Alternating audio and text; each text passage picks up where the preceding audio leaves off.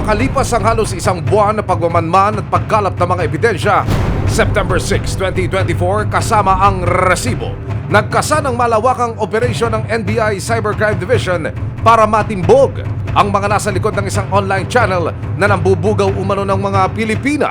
Yun ho ba mga biktima na binabanggit nyo rito online lang silang binubugaw o old school, yung binibitbit patungo sa customer? Pinupost nila itong mga kababaihan sa social media application. Ah. And then doon sa social media application na to, doon po namimili itong mga kliyente. After booking, sasabihin na po kung saan room diretso, and then pupunta po doon yung biktima natin. Apo. Doon na rin po nangyari yung bayaran.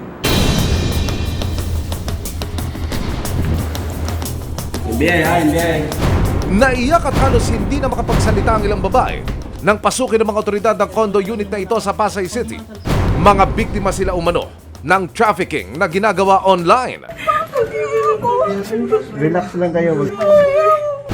Sa isa pang kwarto, mga dayuhang parokyano ang naabutan ng mga operatiba. Sa parehong gabi, nagtungo ang resibo at NBI sa isa pang condominium sa Maynila. Dito natunto ng itinuturong boss ng mga biktima. Kinasuhan natin sila ng qualified human trafficking dahil meron tayong rescue minor de edad. It was committed in large scale. Dahil sa dami ng mga rescue victims natin.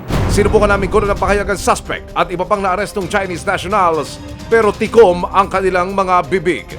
Ang kwento ng ilan sa 27 biktimang na-rescue mula sa Pasay, panoorin sa resibo sa darating na linggo.